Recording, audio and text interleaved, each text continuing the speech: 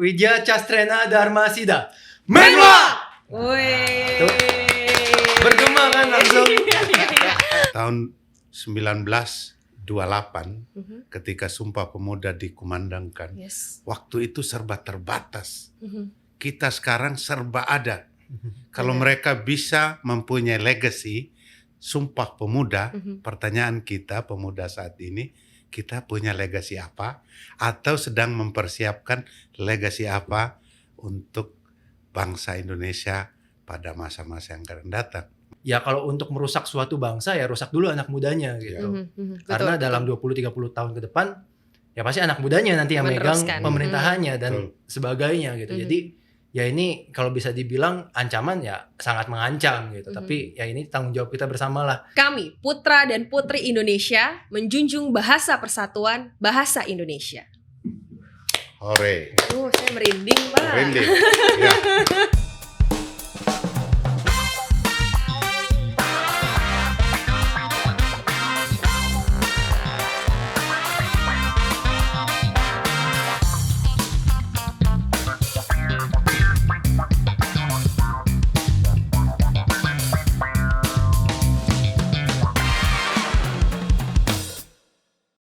Halo Sobat Damai, BNPT hadir harmoni, aman, damai, indah, rukun.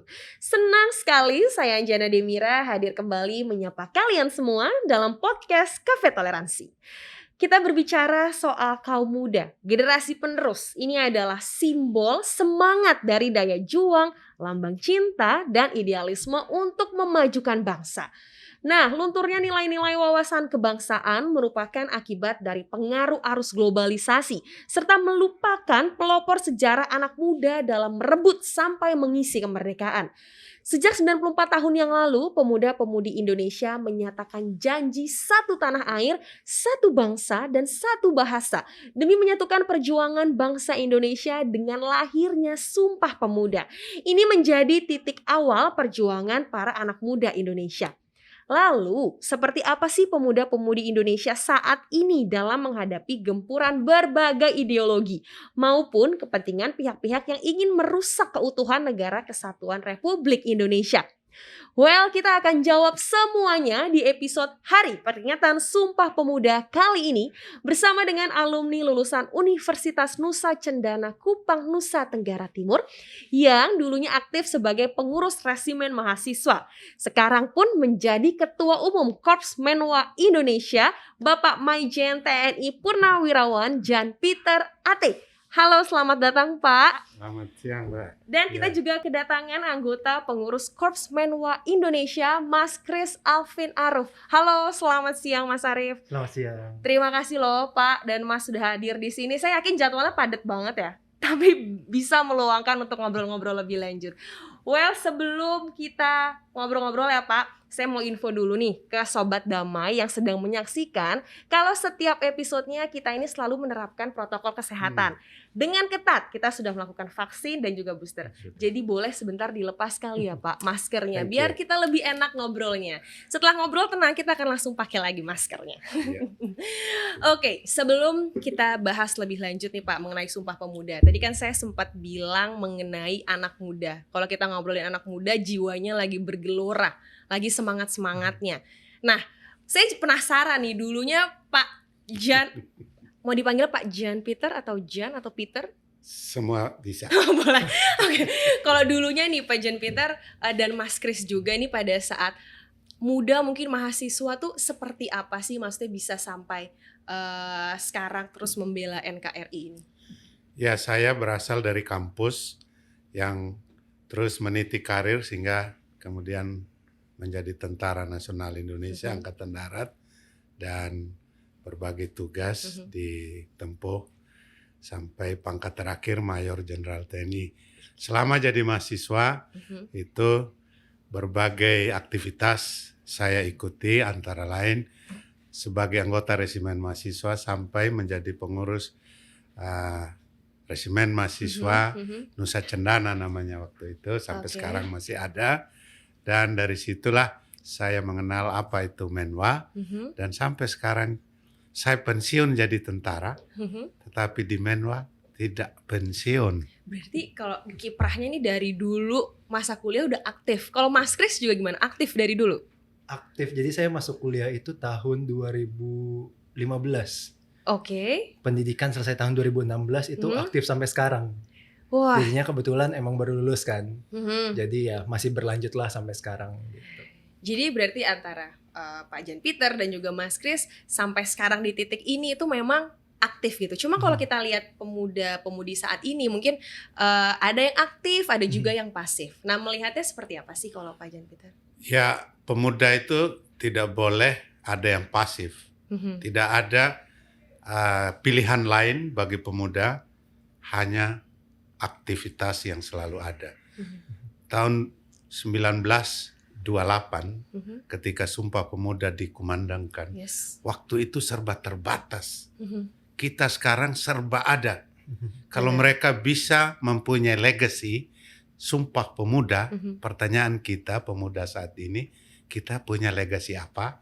Atau sedang mempersiapkan legacy apa untuk bangsa Indonesia pada masa-masa yang akan datang? Maka seluruh pemuda Indonesia dimanapun berada, buatlah dirimu tidak nganggur, jangan pasif, dan berguna bagi bangsa. Dan pastinya bermanfaat juga untuk orang sekitar.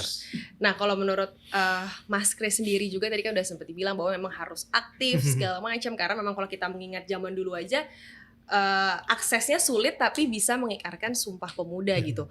Nah, ngelihat zaman ini nih, kalau dari Mas Kris sendiri apa sih sebenarnya legacy atau yang harus dipunyai oleh anak muda sekarang gitu? Oke. Jadi kalau sebagai manusia ya, jangankan sebagai anak muda aja nih. Sebagai manusia kan harus komplit ya. Harus whole package gitu. Kita udah dapet dari perguruan tinggi itu sisi akademisnya, sisi otaknya, atau keterampilannya lah gitu. Nah, menurut saya sebagai anak muda juga, apalagi mahasiswa, harus ikut organisasi juga nih. Harus untuk membangun soft skill-nya tadi, supaya sebagai anak muda ini atau sebagai manusia ini harus komplit jadinya. Dari akademisnya ada, dari soft skill-nya juga ada. Nggak harus di Menwa, bisa di mana aja, tapi kebetulan saya sendiri jatuh hatinya sama Menwa. Jadi aktifnya sampai sekarang. Dimanapun itu ya harus aktif lah, harus cari pengalaman organisasi gitu. Tuh dengar Sobat Damai, kalau masih muda cepet-cepet lah, atau enggak terus aktif, karena selain melatih soft skill tapi juga bisa melatih kerjasama dengan kelompok dan lain sebagainya. Tapi juga saya dengar-dengar kalau Pak Jan Peter nih seorang Pancasilais. Gimana tuh Pak ceritanya? Absolutely. Jadi Pancasilais itu sudah tertanam sejak masa kecil. Ya, kita belajar di SD, SMP sampai perguruan tinggi itu Pancasila. Dan itu menerapkannya sampai sekarang.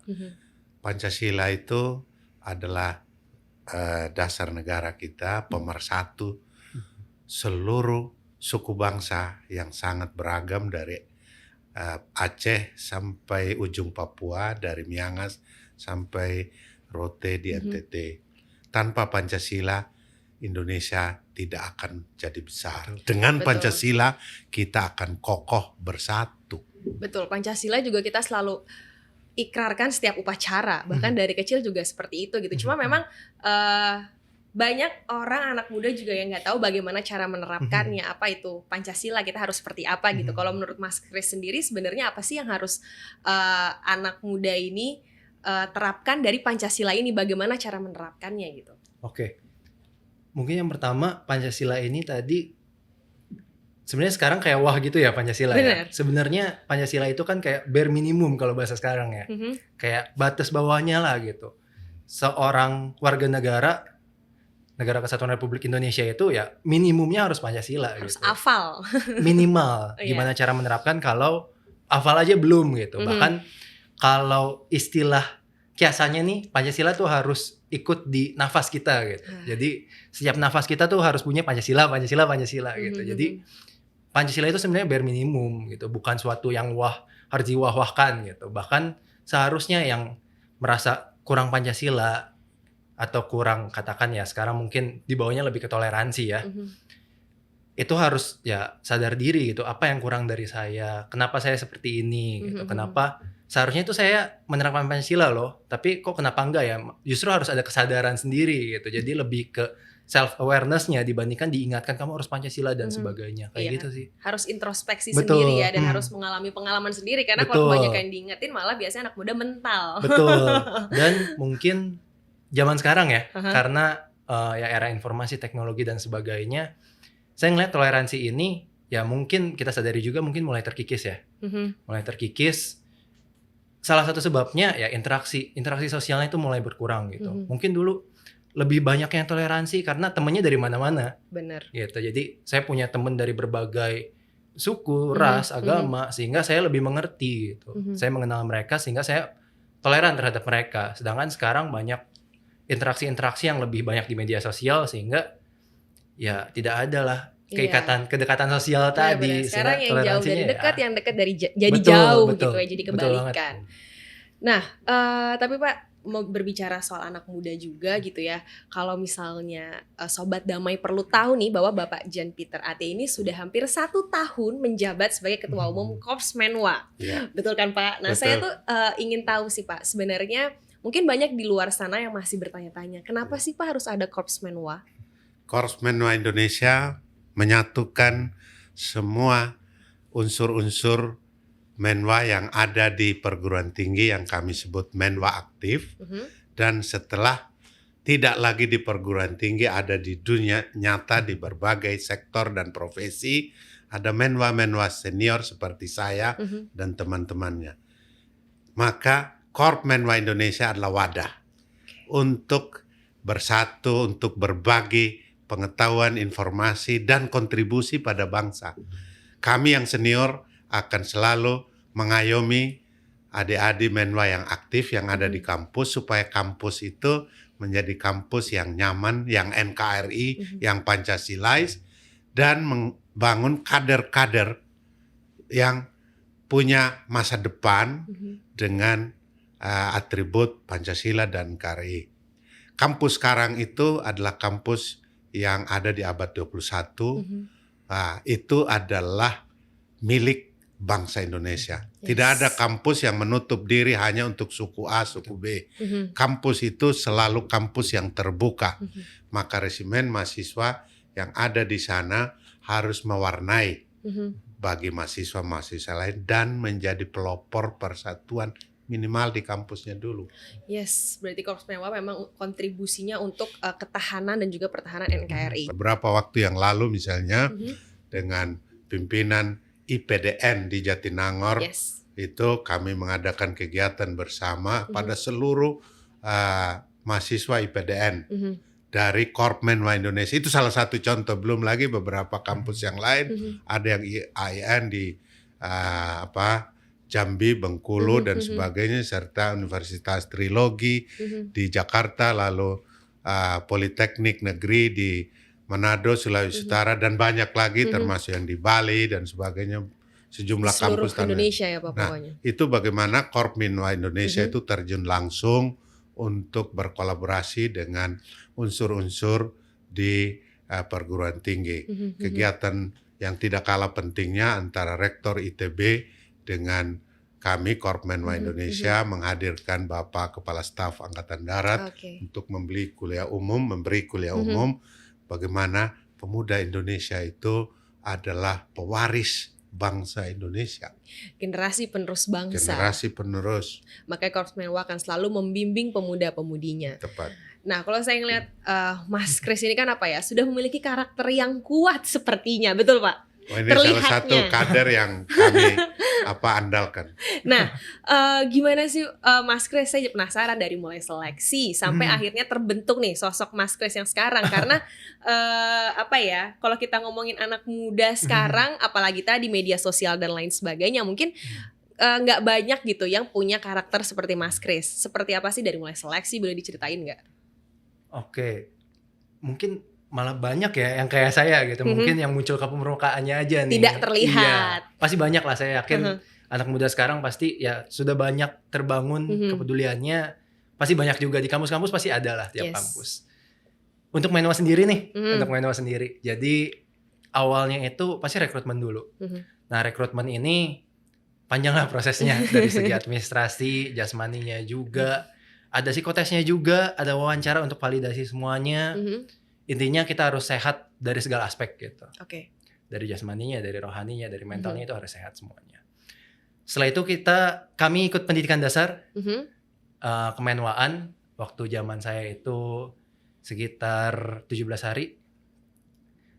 Ada di basis, ada latihan bergandanya juga. Itu ada pendidikan dasar. Itu pendidikan dasarnya. Pendidikan dasarnya sekitar 17 hari, ikutlah pendidikan di Tempa lah di sana. Mungkin kalau lihat mahasiswa pas masuk kampus botak terus rambutnya pelontos, itu kemungkinan baru Diksar Menwa gitu. SMP SMA saya juga gitu. Ada SMA di mana? Di lab school. Ada dengan TNI juga ada pendidikan selama seminggu 2 minggu dan harus botak juga. Nah, jadi ya itulah ikut pendidikan itu, setelah itu baru pintu Kemenwanya baru terbuka gitu. Setelah ikut pendidikan, lulus jadi anggota, baru pintu privilege-nya itu baru kebuka. Jadi pas pendidikannya memang agak berat. Kutip, iya gitu. Agak disiksa gitu. Tapi disiksa dalam arti positif, membentuk mental lah. Ya. Tidak disiksa dan tidak ada penyiksaan di dalam segala aktivitas Menwa, baik pendidikan dasar dan pendidikan. Tapi itu adalah pola pembentukan karakter, untuk merubah dari karakter yang tadinya mungkin tidak disiplin, malas dan sebagainya, tidak percaya diri, menjadi sosok yang betul-betul berubah, transformasi. Nah, cuma kadang orang melihat karena tidak biasa, disuruh jungkir, disuruh merayap, lalu dibilang itu penyiksaan. Sama sekali tidak. Itu pola pembelajaran untuk membangun karakter dari seseorang. Apa yang nanti akan didapatkan oleh mahasiswa yang menjadi Menwa, itu sejumlah soft skill yang sekarang sangat diperlukan. Apa itu? Loyalitas. Setia kawan, jujur, ulet, lalu selalu melihat persatuan dan kesatuan, baik mulai kelompoknya sendiri, sesama di kampus, bahkan lalu tumbuh menjadi pelopor untuk persatuan dan kesatuan bangsa tanpa melihat suku yang berbeda, agama yang berlainan dan seterusnya. Kaya dan miskin itu tidak ada gap di sana. Tuh Sobat Damai, untuk memunculkan toleransi. Apa tadi Pak? Setia, rukun, ulet, jujur, dan lain-lain. Soft skill yang sekarang mahal itu. Ya, saya setuju karena di itu Menwa tanpa bayar. Wah, Sobat Damai. Pelatih yang profesional. Saya lihat sih maksudnya dengan Korps Menwanya sendiri sudah terbentuk seperti apa dan melihat hasilnya juga langsung Pak. Jadi pastinya pembentukannya juga sangat baik dalam nilai-nilai NKRI sendiri. Nah, sebagai untuk Mas Kris nih, sebagai anggota komponen cadangan pertahanan negara, seberapa siap sih Mas Kris dan juga Pak Peter untuk menghadapi perubahan dalam memperjuangkan nilai nasionalisme di ranah digital saat ini ya? Kris duluan. Boleh. Izin gitu Pak. Jadi kalau komponen sebenarnya Menwa ini maksudnya komponen pendukung. Iya. Jadi komponen pertahanan kan ada 3 ya, komponen utama, cadangan, dan pendukung. Nah berdasarkan UU nomor 23 tahun 2019 pengelolaan sumber daya nasional, Menwa ini di pasal 20 itu masuknya komponen pendukung. Gitu. Jadi udah mungkin dulu itu komponen cadangan, cuman setelah ada UU PSDN ini menjadi komponen pendukung. Betul.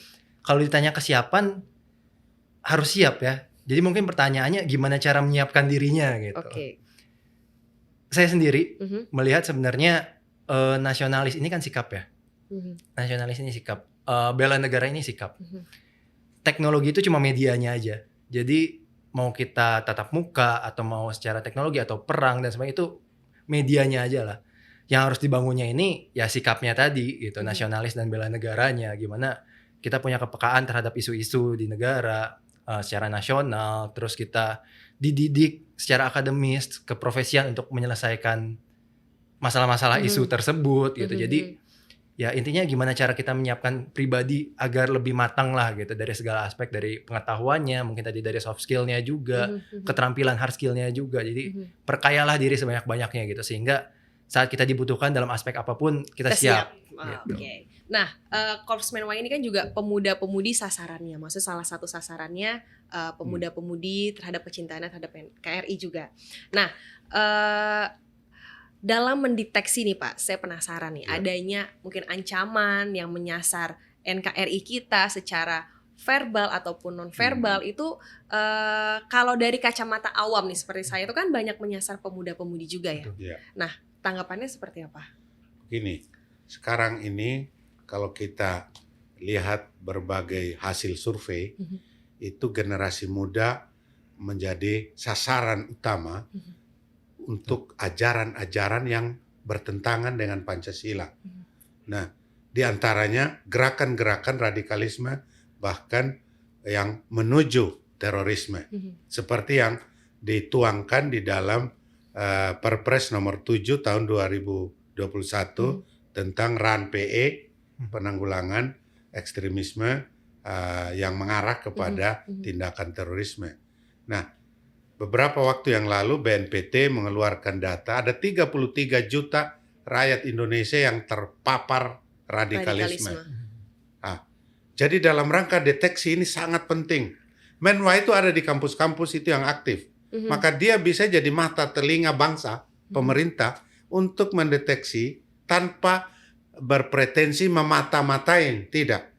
Karena kampus itu kan kampus mereka. Mereka itu pemilik, the owner of campus, gitu kan. Jadi wajar kalau ada Menwa di sana, sedikit tidaknya ada efek deterrence bagi mereka-mereka yang ingin memanfaatkan kampus. Kami Menwa-Menwa senior tersebar di semua profesi dan sektor kegiatan, juga ada di tengah-tengah masyarakat. Combining dua komponen ini adalah satu elemen yang sangat penting dalam menciptakan kondisi yang preventif bagi pencegahan semua ajaran yang bertentangan dengan Pancasila, bahkan semua intrik-intrik dan tindakan akan jauh lebih bagus mencegah daripada sudah terjadi. Beberapa jam yang lalu istana aja hampir dimasuki oleh seorang perempuan. Itu kita lihat dari media yang hari ini. Bagaimana mungkin istana yang kita hormati bisa seperti itu.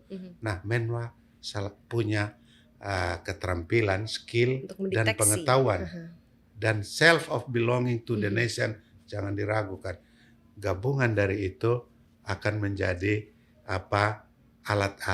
sarana bangsa untuk mengawasi, mengobservasi, surveillance, gitu Pak, bagi ancaman-ancaman apapun bentuknya.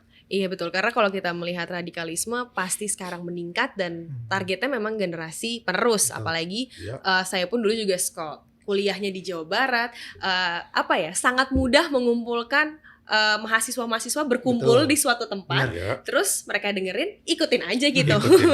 Itu dia kan sebenarnya yang bahaya gitu ya. Nah, kalau Mas Kris sendiri ngelihat fenomena saat ini seperti itu, apakah bisa diturunkan? Tadi kan sempat dibilang 33% ya Pak? 33 juta. 33 juta. Nah, apakah bisa diturunkan untuk mengurangi radikalisasi ini dari Korps Menwa sendiri dari Mas Kris? Jadi untuk radikalisme ini ya, sebenarnya kan mahasiswa ini kalau kita lihat dari SMA nih, pas masih dikekang-kekangnya gitu, masuk sekolah jam berapa, pulang jam berapa, pakai seragam dan sebagainya kan masih dikekang-kekangnya tuh. Pas jadi mahasiswa udah bebas nih, bisa baju bebas, betul, seenaknya lah dalam tanda kutip gitu. Bebas, bajunya bebas, mungkin bahkan nggak datang kuliah pun lebih santai kan daripada masa kuliah. Jadi daripada masa sekolah gitu. Jadi punya bisa banyak dibilang, waktu. Betul, banyak waktu luang, dan ini momen untuk pencarian jati diri biasanya. Betul. Nih warna saya sebenarnya apa sih gitu. Mencari. Nah, mencarinya tuh di mana-mana, kadang di kampus, kadang di luar kampus. Bener-bener di mana-mana. Dan ini yang riskan gitu. Ini yang riskan, secepatnya si mahasiswa ini harus dibekali hal-hal yang positif. Nggak harus di Menwa, balik lagi, bisa dimanapun. Tapi Menwa punya itu loh, punya hal positif itu yang bisa dimasukkan ke mahasiswa ini, si jati diri ini, sehingga ini loh warna kamu seperti ini sebenarnya, untuk mencegah si mahasiswa-mahasiswa ini mendapatkan paham-paham yang lain yang masuk duluan. Jadi ya ini termasuk PR di kampus sih. Gimana caranya kampus memperkaya kegiatan dalam kampus supaya mahasiswa-mahasiswa ini sebelum dimasukin paham-paham yang menyimpang, nggak hanya radikalisme, udah dapat hal-hal positif duluan. Karena saya percaya ya kalau untuk merusak suatu bangsa ya rusak dulu anak mudanya gitu. Karena dalam 20-30 tahun ke depan ya pasti anak mudanya nanti yang megang pemerintahannya dan sebagainya gitu. Jadi ya ini kalau bisa dibilang ancaman ya sangat mengancam gitu. Tapi ya ini tanggung jawab kita bersama lah. Tidak hanya Korps Menwa, semua lembaga, kampus juga ya semua kita harus andil di sini gitu. Dan di Menwa itu dibekali dengan pengetahuan dan keterampilan tentang cegah dini, deteksi dini, dan cegah dini. Oke, sudah dideteksi bisa dicegah jadinya. Oke, tuh dengerin Sobat Damai yang udah ngerasa mahasiswa nih kampus terus udah ngerasa aduh banyak waktu senggang. Mendingan jangan senggang-senggang, mendingan cari kegiatan yang lebih positif. Jadi sebelum terhasut radikalisme atau paham-paham yang lain, jadi kita bisa berkontribusi dan juga bisa bermanfaat untuk banyak orang. Sudah cukup panjang sepertinya perbincangan kita, sudah mulai seret nggak Pak? Mas, ayo kita minum dulu kali ya. Asik. Boleh, terima kasih. Kayaknya dari tadi ditunggu. Kebaca ya kayaknya, udah agak seret suaranya. Udah mulai seret nih, jadi kita minum. Sobat Damai ngopi di tempat masing-masing ya. Kita ngopi dulu guys. Seruput. Iya seruput, silakan 2 ruput 3 ruput boleh Pak. Kan kalau biasanya mahasiswa, nggak usah mahasiswa deh, saya gitu kan kalau ngopi sekarang nih Pak zamannya ngopi di kafe terus dengerin live music gitu ya. Sambil nyanyi-nyanyi. Mungkin sekarang karena nggak ada yang main band, kita dengerin Bapak nyanyi boleh nggak Pak? Saya mau ngerjain Bapak nih, kan Ini saya mau penyiksaan. lihat. Mumpung bisa, kalau di luar saya nggak bisa. Saya tidak menolak tantangan. Tidak nice. menolak tantangan, selalu menerima tantangan dan itu Menwa begitu Pak. Tapi saya punya pilihan lagu. Wow, apa Pak? Ya harus lagu yang menggugah semangat kebangsaan. Oke, coba kita pikir. Gimana kalau Bangun Pemuda-Pemudi? Bapak masih ingat nggak Pak lagunya? Oh masih, tes saja. Kita nyanyi sama-sama. Yang nanti mengikuti podcast ini juga, begitu lagu ini didengar, nyanyi sendiri ya.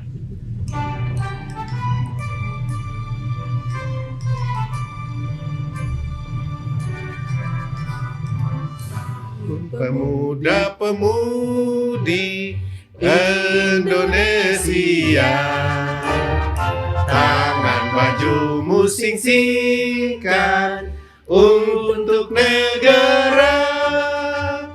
Masa yang akan datang, kewajiban mula menjadi tanggunganmu terhadap nusa. Menjadi tanggunganmu terhadap nusa. Hore. Boleh tepuk. Pak, tadi satu pemuda-pemudi udah. Satu lagu lagi dong Pak, lagu timur gitu Pak. Ini request pribadi kayaknya. Nah ini harus tambah kopi juga kalau gitu. Boleh. Lagu apa? Bapak nyamannya lagu apa? Lagu timur Pak? Wah, lagu timur. Iya.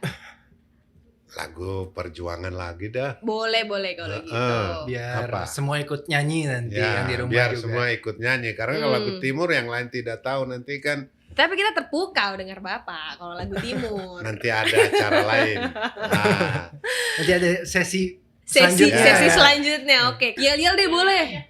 boleh, pimpin. Coba Yel. Biasa kalau memulai rapat nih, atau menyelesaikan kegiatan, kita biasa pakai semboyan. Semboyan kita itu Menwa Wijaya Castrena Dharmasida. Ya. Jadi artinya itu penyempurnaan pengabdian dengan ilmu pengetahuan dan ilmu keprajuritan. Oke. Jadi kita dari semboyan kita pun kita udah tahu nih, kita ada dari akademisinya juga ilmu pengetahuan dan kita juga dapat kemiliterannya juga dan keprajuritan.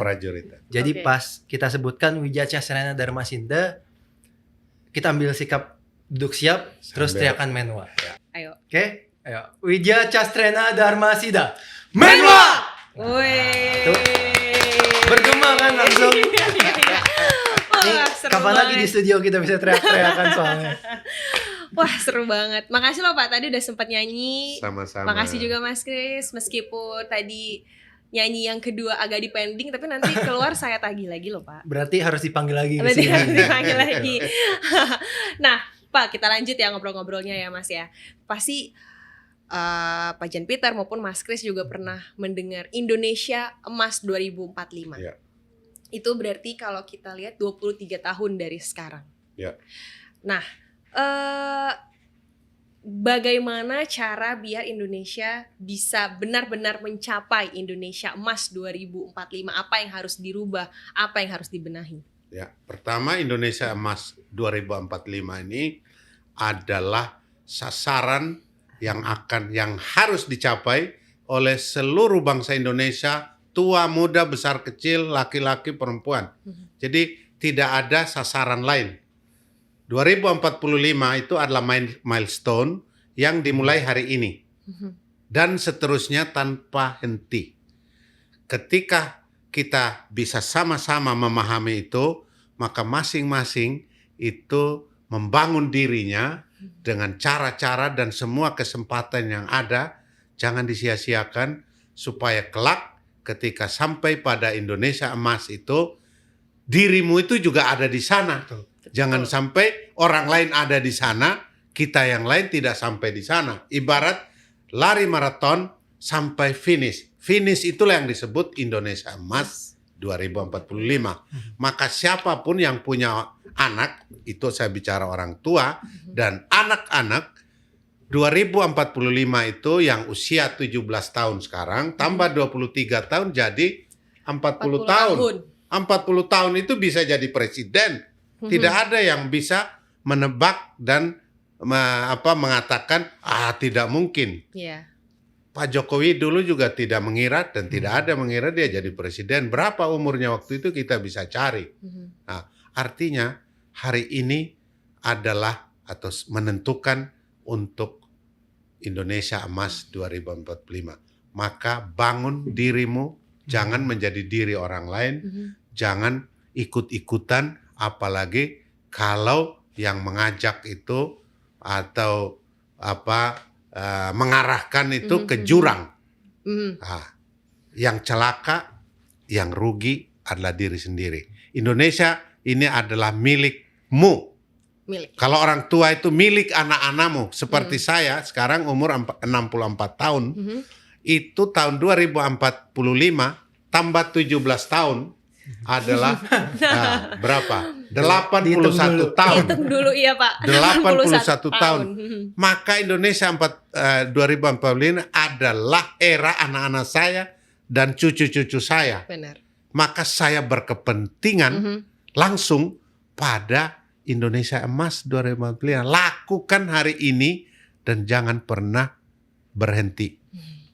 Lakukan sekarang, jangan disia-siakan. Jangan Karena sia-siakan kalau kita lihat kesempatan. 23 tahun, masih lama. Cuma sebenarnya 23 tahun itu waktu yang sempit, apalagi buat anak-anak kita untuk berkembang. Benar. Penghalang untuk mencapai 2045 menjadi orang yang punya masa depan. 1, narkoba. 2, seks bebas. 3, judi. 4, rampok, curi, tawuran, dan sebagainya. Ini semua akan menghambat saudara-saudara, sobat damai.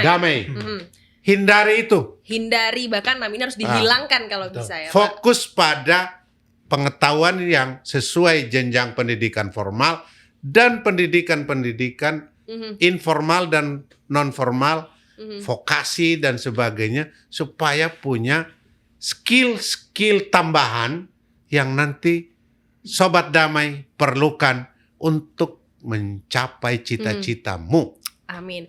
Itu udah sobat damai. Jadi coba berkaca bahwa yakinkan bahwa next yang akan memimpin adalah diri Anda sendiri. Mungkin mau nambahin juga ya. Boleh. Jadi kalau Indonesia Emas 2045 ini kan diproyeksikan itu 70% ya penduduk Indonesia itu di usia produktif jadinya. Nah, kenapa ini jadi milestone ya? Ini benar-benar jadi tolak balik Indonesia nih. Apakah Indonesia bisa lompatnya jauh atau tetap di situ-situ aja gitu. Nah, seperti yang tadi Ketua juga sampaikan, kita harus sadar juga nih. Kita harus sadar nih pada tahun 2045 kita umur berapa nih? Umur berapa kita akan seperti apa gitu. 70% itu kan angka yang gede ya. Angka yang gede. Itu bisa jadi bonus demografi namanya. Kalau dimanfaatkan dengan baik gitu. Tapi kalau tidak dimanfaatkan dengan baik malah jadi beban demografi gitu. Okay. Apakah ya kembali ke kita masing-masing. Apakah dalam 2045 nanti kita akan jadi bonus atau jadi beban gitu. Kembali lagi soalnya kalau kita mengharapkan ke pemerintah ngurus Indonesia itu susah sebenarnya. Ujung ke ujung udah luas beda-beda. Betul. Jadi sebenarnya harus dimulai dari diri kita sendiri sih. Kita butuhnya apa, maka carilah itu gitu. Kita butuh kuliah, kita butuh pendidikan ya. Carilah pendidikan itu. Kita butuh soft skill tadi, ya carilah soft skill itu. Jadi kita membekali diri kita masing-masing gitu. Kalau kita menunggu pemerintah orang lain ya susah. Ya benar susah Apalagi, jadinya. ya berarti lompat jauh mencapai Indonesia 45 itu tergantung balik ke diri kita Betul, masing-masing. harus ada Apalagi kesadaran kita, sendiri. Sebagai generasi penerus juga sia-sia kita berharap Indonesia emas 45 tapi kitanya Betul. sendiri gak berubah gitu ya. Nah, tadi kan saya sempat mention masalah Sumpah Pemuda. Saya mau tahu dong, kira-kira masih hafal gak nih Mas Chris sama Mas Jan Pinter Sumpah Pemuda? Karena dulu kita sering banget kan ya mengikrarkan ini. Cuma makin kesini sudah makin berkurang, jadi lupa gitu. Mungkin boleh diikrarkan. Atau 1-1-1 pas 3 kan? 1-1-1. Nah. Oh jadi saya yang dikerjain. Nanti semangatnya berkurang gak? Oke, kita mulai ikrar Sumpah Pemuda. Ini saya ikutan juga ya Pak. Boleh dipandu Mas Chris. Oke, saya yang pertama berarti ya. Nah, harus saya dong ketua. Siap, betul. Izin ketua, siap salah. Jangan melewati. Jangan melewati. Oke, kita sama-sama mengucapkan Sumpah Pemuda sebagaimana teks aslinya pada tanggal 28 Oktober 1928. Sumpah Pemuda. 1.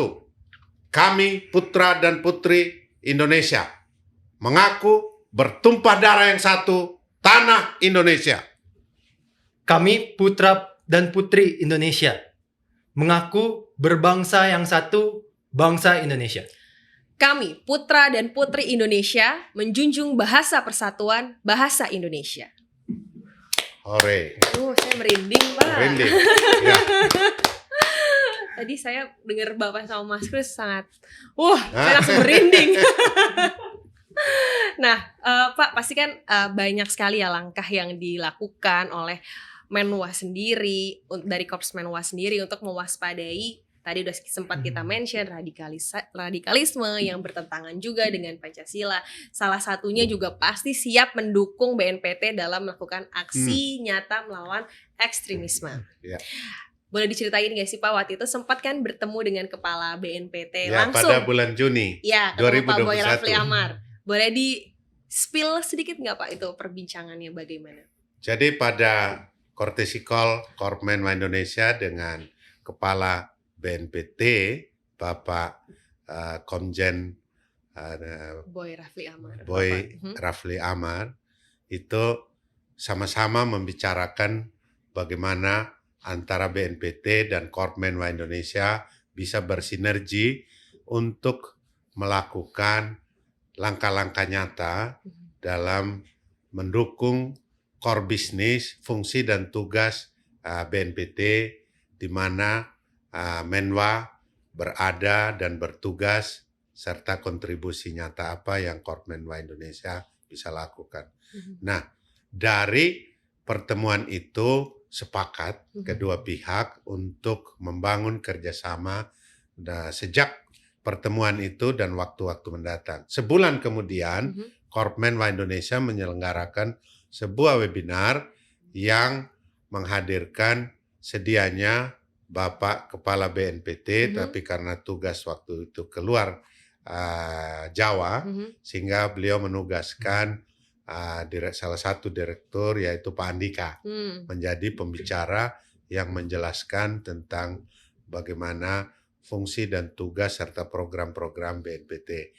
Kami dari Korpmenwa Indonesia sudah menjadikan tugas-tugas untuk hal-hal yang berkaitan dengan pencegahan, deteksi dini, dan cegah dini, faham-faham radikalisme, dan kegiatan yang mengarah pada tindakan terorisme. Lebih khusus, kami menggunakan Perpres nomor 7 tahun 2021 sebagai guidance untuk kami bisa menyusun aktivitas-aktivitas apa baik di kampus di mana sentra-sentra Menwa berada maupun di dalam masyarakat di mana para senior bisa mengambil bagian secara nyata sampai dengan kegiatan-kegiatan seperti tadi yang disampaikan oleh Chris atau bagian-bagian kami punya cyber unit di Korps Menwa Indonesia yang bisa didaya gunakan juga task force yang ada di berbagai daerah.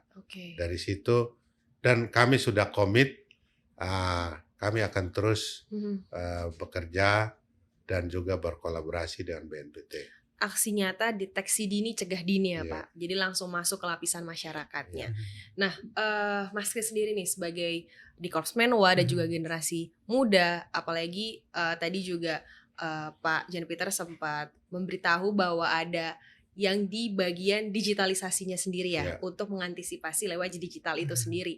Nah, kalau dari Mas Chris sendiri melihat ancaman dari digital sendiri nih untuk radikalisme ini sendiri seperti apa sekarang dan gimana mencegahnya sendiri? Jadi kalau sekarang karena era informasi cepet banget ya sekarang ya, benar-benar kita send aja itu se-Indonesia bisa baca gitu. Kalau saya sendiri ngelihat informasi nih, jadi biasa saya cari lagi di internet.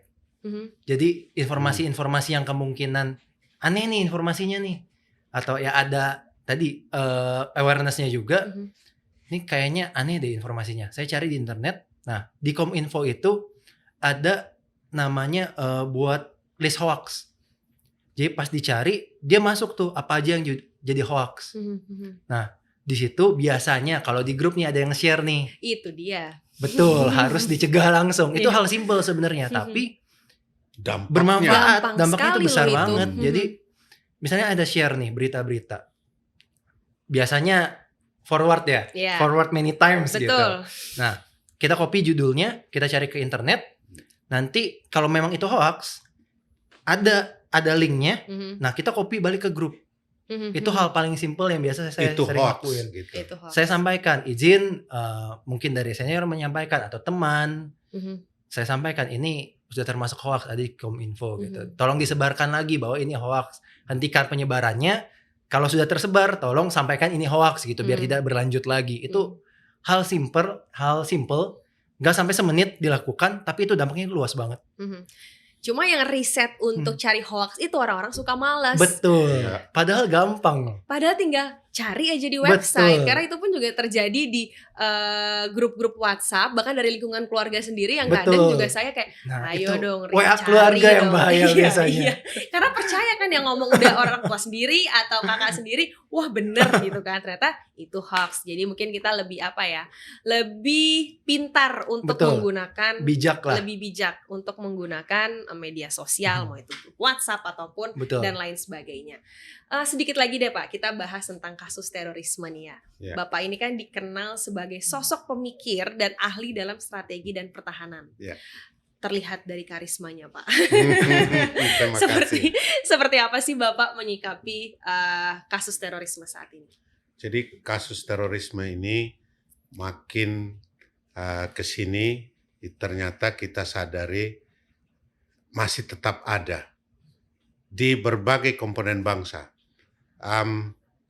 Beberapa waktu yang lalu di Tangerang ditangkap satu ASN sehingga melengkapi jumlah 15 aparatur sipil negara yang sudah menjadi tersangka bahkan ditahan sebagai karena melakukan tindakan terorisme. Dari situ kita lihat ASN saja semua institusi pemerintah itu menjadi atau berpotensi menjadi sasaran pengkaderan. Kemudian beberapa waktu yang lalu itu ada sejumlah pelaku tindak terorisme yang digerebek, ditangkap oleh Densus 88 dan sebagainya. termasuk oleh program-program yang dilakukan oleh BNPT. Maka dari sini kita melihat antara radikalisme dengan terorisme ini dua aktivitas yang saling mendukung. Radikalisme menjadi wahana untuk memproduksi pelaku-pelaku tindakan terorisme. Karena itu penanganan terorisme, penanggulangannya yang mundur ke belakang, mulai pencegahan, mundur ke belakang lagi pendeteksian, harus menjadi satu bagian utuh dengan penanganan radikalisme. Tidak bisa dilepaskan. Harus, karena tidak bisa hulunya ditangani tapi hilirnya diabaikan atau ditunda dulu atau sebaliknya. Dua-duanya ini satu. Yang kedua, ternyata pola-pola penyebar luasan faham-faham radikalisme maupun terorisme sudah juga memanfaatkan kemajuan teknologi, terutama teknologi informasi. Maka kita pun dalam menyusun strategi harus lebih unggul dari mereka. Nah, karenanya jangan hanya menjadi di masyarakat memandang itu kan tugasnya BNPT. Tidak. Ini tugas kita semua dengan kapasitas masing-masing. Kalau ini bisa kita lakukan bersama, maka menjadi satu terbangun apa yang disebut whole of government dari sisi pemerintah dan whole of society. Nah, sehingga menjadi satu keutuhan whole of government and society secara bersama-sama yang dampaknya akan sangat besar. Sebenarnya mereka itu kelompok minoritas, tetapi sayangnya kelompok mayoritas ini banyak diam atau menunggu, yang sebenarnya kita tidak boleh diam. Kita adalah kelompok besar yang tidak boleh memberi ruang sedikit pun pada mereka. Tapi ingat, mereka itu juga adalah anak-anak bangsa. Perlakukan mereka dengan cara-cara sebagai bangsa Indonesia akan jauh lebih baik, memenangkan hati dan pikiran mereka, win the heart and mind dengan mereka, sehingga dia berbalik dan memutus rantai untuk mereka menghasilkan kader-kader baru. Tindakan represif tidak akan selalu berhasil. Tetapi tindakan-tindakan yang non-represif itu membangun mereka supaya bisa mandiri, punya masa depan, akan jauh lebih efektif. Itu strategi yang paling efektif. Terakhir nih Pak, mungkin tadi udah sempat Bapak sebut sedikit, cuma terakhir nih apa sih harapan ke depannya untuk Pak Jan Pieter dan juga Mas Kris untuk generasi muda di Hari Sumpah Pemuda tahun ini? Boleh siapa dulu yang jawab? Oke, saya. Kalau tahun 1928, pemuda-pemudi Indonesia itu berhasil mengikrarkan Sumpah Pemuda yang mempersatukan seluruh bangsa Indonesia dan menjadi semangat sehingga kita bisa merebut kemerdekaan Indonesia yang sekarang kita rayakan yang ke-77 tahun. Maka pada perayaan Sumpah Pemuda yang ke-94 ini, pemuda-pemudi Indonesia, generasi milenial, generasi Z, generasi Alpha, tanya pada diri sendiri, kita harus buat apa dengan segala kehebatan. Ini generasi Indonesia ini luar biasa hebatnya. Tinggal bagaimana kehebatan itu bisa mewujudkan yang konkret sebagai legasimu supaya ada keberlanjutan Sumpah Pemuda tahun 1928 dan generasi yang sekarang juga punya legasi untuk 100 tahun berikutnya. Yes, betul. Apa legasi dari teman-teman di rumah, Sobat Damai, generasi penerus bangsa, apa legasi yang bisa kita berikan untuk bangsa Indonesia? Itu dari Bapak Jan Pieter, kalau dari Mas Kris? Oke, kalau ke generasi muda ya, betul. Berarti kira-kira sepantaran saya nih ya, berarti teman-teman. Umur berapa sih kalau boleh tahu Mas? Tahun ini 25. Oh 25, Sobat Damai, Sobat Damai. Boleh ya, yang seumuran. Seumuran berarti ya, jadi ya teman-teman lah gitu. Cari potensi diri masing-masing. cari potensi diri masing-masing, cari hal yang positif, warnai diri dengan hal yang positif. Yang tahu kebutuhan diri kita sendiri adalah ya diri kita sendiri gitu. Jangan menunggu orang lain, jangan mengharapkan orang lain, harus bertumpu pada diri sendiri. Silahkan kalau mau mencari relasi seluas-luasnya, hubungan seluas-luasnya, tapi harus bisa memilih dan memilah mana yang positif untuk diri sendiri gitu. Acuannya kalau itu memang bermanfaat untuk orang lain, apalagi orang banyak, itu positif berarti. Tapi kalau hanya menguntungkan untuk segelintir orang, itu patut diwaspadai gitu. Apakah memang itu betul positif, ataukah hanya kita digiring ke arah yang memang diinginkan oknum tersebut. Jadi ya kembali lagi, bangunlah kesadaran diri sendiri. Pada akhirnya apapun yang kita bangun di diri kita untuk negara akan bermanfaat juga untuk diri kita. Jadi ini adalah hal yang sejalan, membangun diri dan membangun diri untuk negara, itu hal yang sejalan. Jadi ya dua-duanya positif, kenapa enggak jadinya gitu. Cari positivity, kemudian bangun diri sendiri juga, karena kalau kita udah bisa bangun diri sendiri dengan bertanggung jawab, pasti kita akan berguna juga buat bangsa dan negara. Konkretnya begini, Mbak. Kalau tadi saya sampaikan abstrak. Konkretnya adalah kalau generasi muda yang sekarang masih di bangku sekolah, yang masih di bangku kuliah, pertama kali buatlah orang tuamu itu bangga. Kapan orang tuamu bangga? Ketika dia menyaksikan saudara-saudara generasi muda menyerahkan selembar kertas, yakni sertifikatmu, ijazahmu itu pada orang tua. Itu langkah pertama. Yang kedua, jadilah generasi muda yang punya skill. Era abad 21 adalah era yang menuntut skill. Tidak banyak lagi ditanya kamu lulusan mana atau bidang apa. Tetapi kamu bisa apa. Maka selain pengetahuan harus punya skill. Yang ketiga adalah ruang-ruang kesempatan yang entrepreneurship harus direbut. Jangan fokus saya habis kuliah mau jadi ASN. Sekarang makin lama untuk ada lagi rekrutmen menjadi ASN, sementara kuota yang disiapkan pemerintah sangat sedikit dibanding dengan lulusan. Maka bidang entrepreneurship ini adalah bidang yang sangat luas, tidak terbatas kesempatan itu, isilah itu.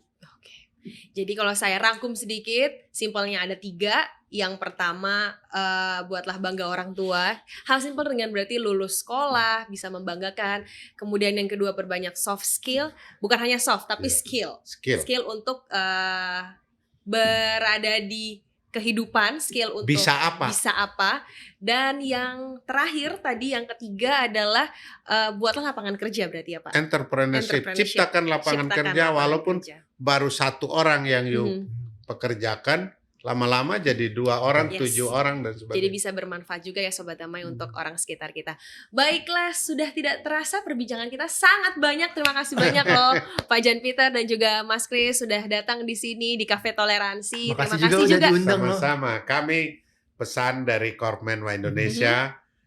Terima kasih, rasa hormat kami diundang di podcast Cafe Toleransi. Terima kasih banyak ya Pak. Semoga nanti kita bisa ngobrol-ngobrol lebih banyak lagi. Well, baiklah Sobat Damai, Sumpah Pemuda ini bukan hanya sekedar ikrar untuk menjadi titik awal para perjuangan pemuda-pemudi di zamannya. Nah, apakah sekarang kita ini sebagai generasi penerus hanya menikmati tanpa memikirkan harus bagaimana ke depannya untuk bersama-sama kita membangun bangsa ini agar lebih maju di mata dunia? Tentu hal ini menjadi tamparan kecil bagi kita semua bahwa untuk menyatukan persatuan dan kesatuan ini perlu juga diisi oleh semangat yang terus berkorbar agar rasa kecintaan terhadap negeri ini tidak akan pernah padam dalam terbentuknya jiwa nasionalisme. Dan keluarga besar BNP TRI juga mengucapkan selamat Hari Sumpah Pemuda ke-94 bersatu membangun bangsa. Akhir kata sudah di penghujung acara, saya Anjana Demira. Dan saya Mayor Jenderal TNI Purnawirawan Jan Peter Ate, Ketua Umum Korpmenwa Indonesia. Saya Kris Alvin Aruf, anggota Departemen Media dan Komunikasi, pengurus Pusat Korpsmenwa Indonesia. Salam damai dan salam Indonesia Satria.